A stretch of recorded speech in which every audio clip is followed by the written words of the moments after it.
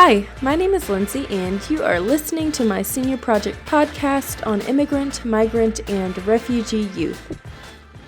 In this next episode of the podcast, you will be listening to an interview with Noah McBrayer Jones of Bridge Refugee Services in East Tennessee. Bridge Refugee Services helps refugees in the East Tennessee area with resettlement and has helped resettle over 2,400 refugees within the past 10 years. The nonprofit organization was founded in Knoxville in 1982 and expanded to Chattanooga in 1996. The four core values of the organization are service, accountability, dignity of all people, and collaboration with the community. Bridge Refugee Services has a variety of programs, including the Employment Program, Case Management, the Refugee School Impact Program, and Community Connection. I was able to talk with Noah McBrayer Jones, the Development and Communication Director at Bridge Refugee Services, who kindly provided more information about his work and what the organization does. I hope you enjoy listening to audio from this wonderful and informative interview.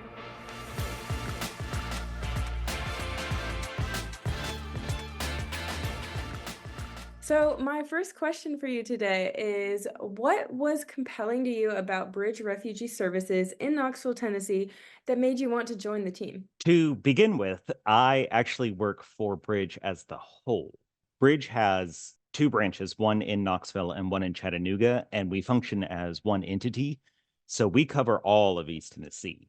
And one of the things that's intriguing about that is that being East Tennessee's only refugee and international protected class resettlement agency means that we are responsible for a wide variety of services for our various protected classes.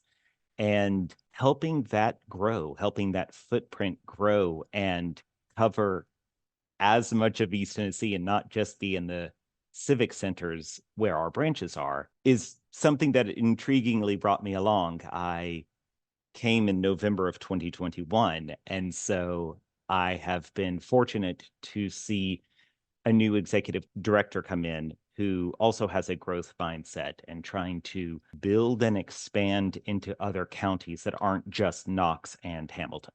Okay, which counties are y'all hoping to expand into? Well, we already serve in the Tri-Cities area. We have about 70 clients up there that are spread out between Kingsport, Johnson City, Bristol area. And we would love to see clients getting settled into either, well, not either, both the Morristown region more and also in the Sweetwater area, because there are industrial bases that are there that are companies who want workers, but for various things we could get into in the interview, it is trickier to place people outside of the population areas. But being part of that growth is one of the things that really drew me to Bridge. That's awesome. Thank you for sharing. Sure. So what are some functions or roles that you take on daily as the organization's development and communication director?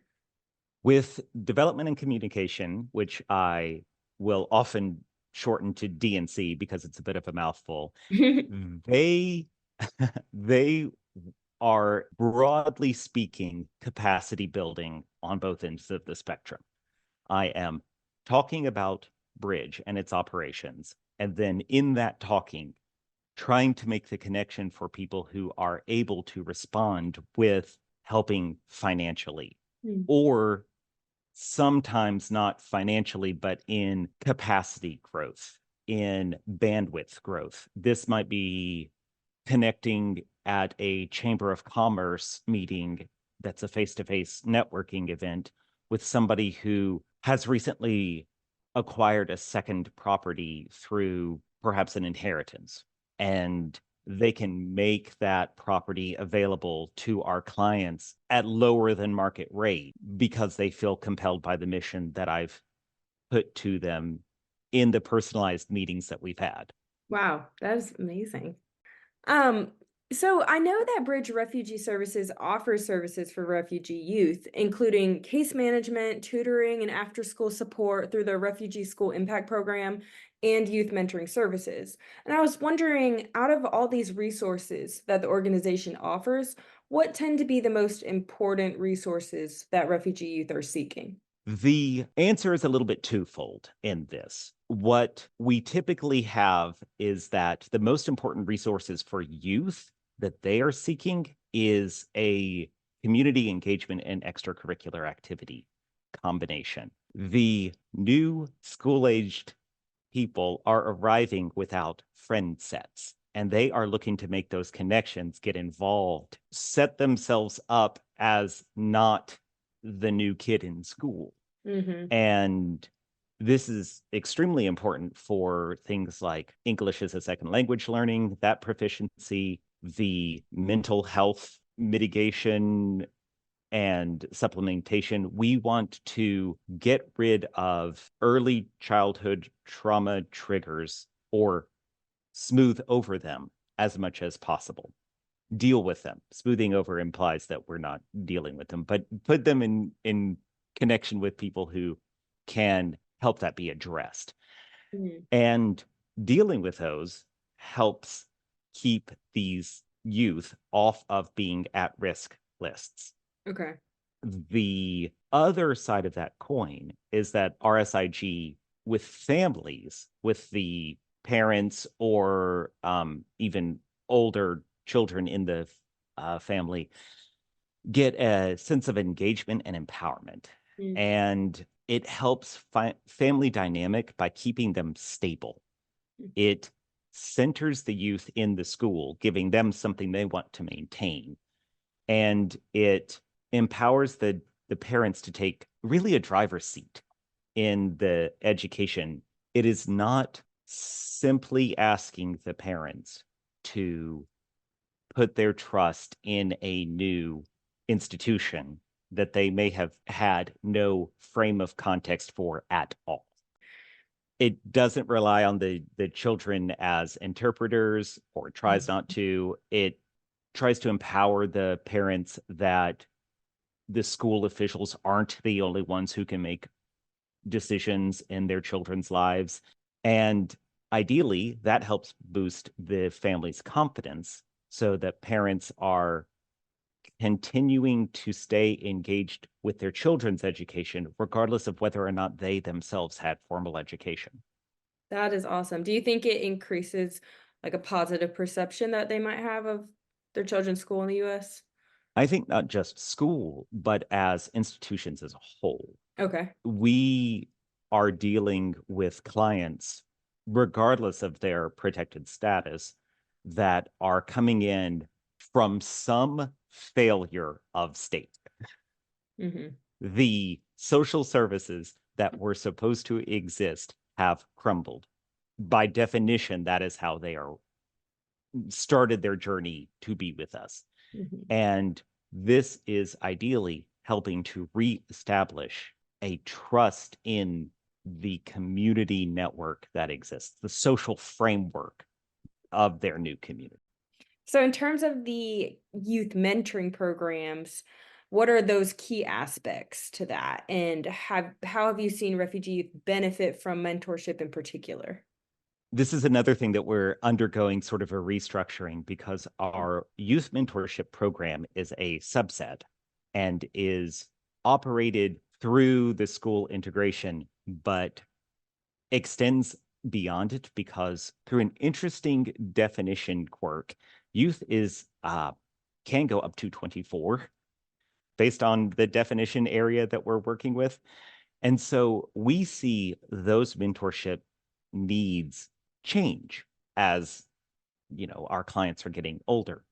So one of the things that were established last year under the AmeriCorps member who was working at the time was the concept of associating sports into the mentorship program. And we have found that that provides an incredibly fertile area for common language. The coach player relationship is something that crosses cultural divides.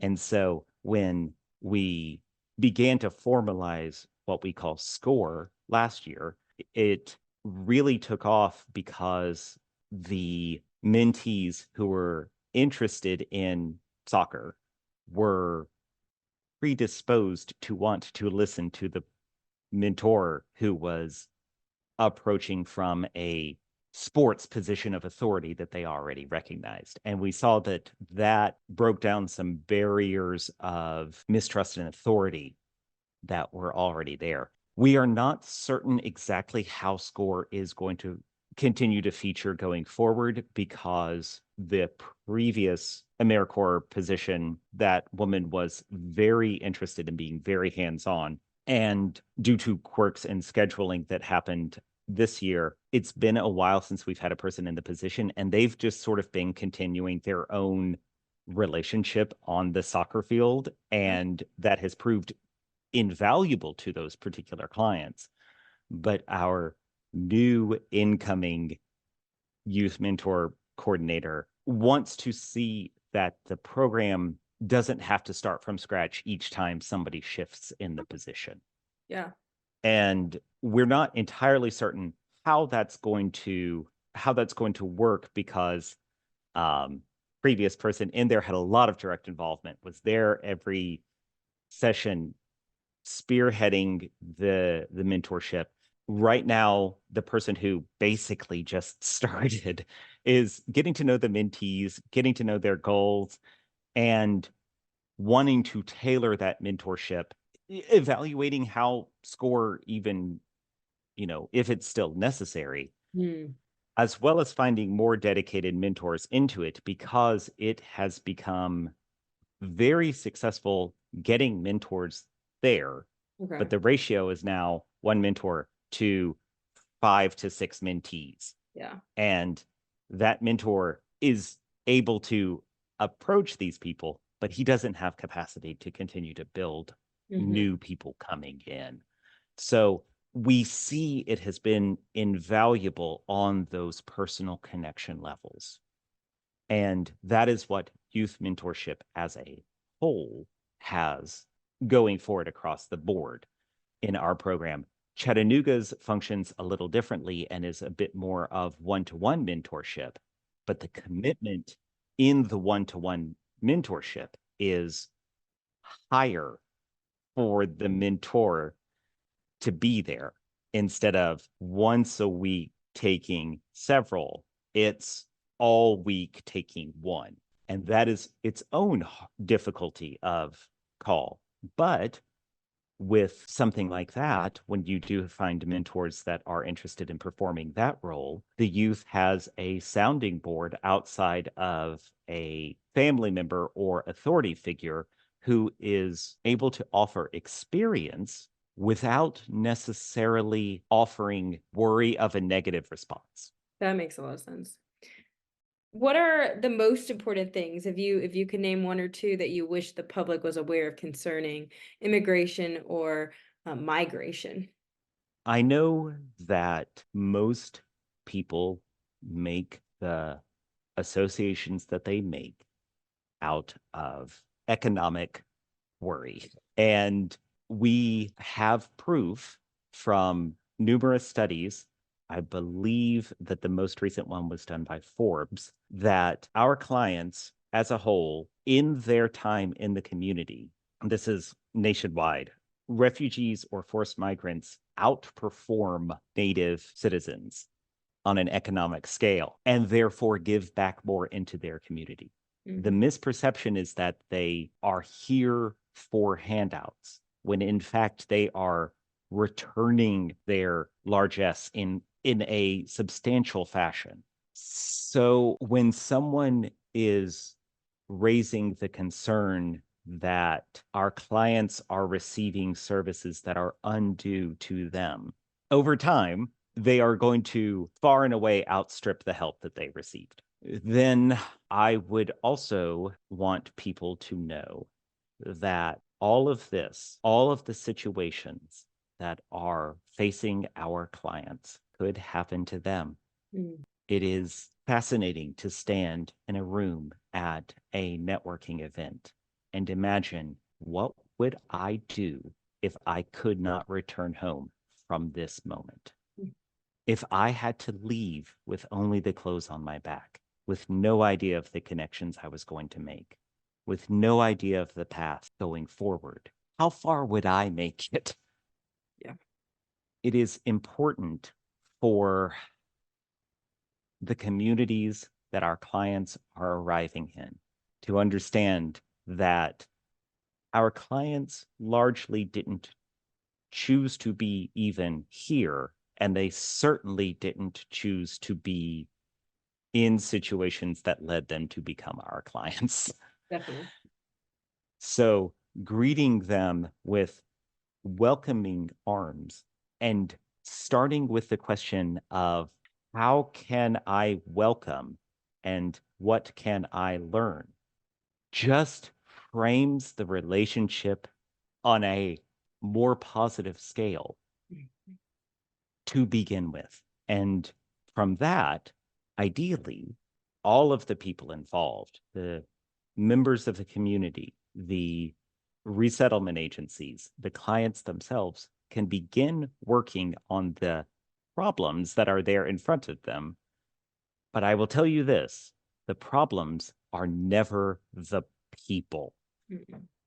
Situation might be, society might be, circumstances might be, but problems aren't the people.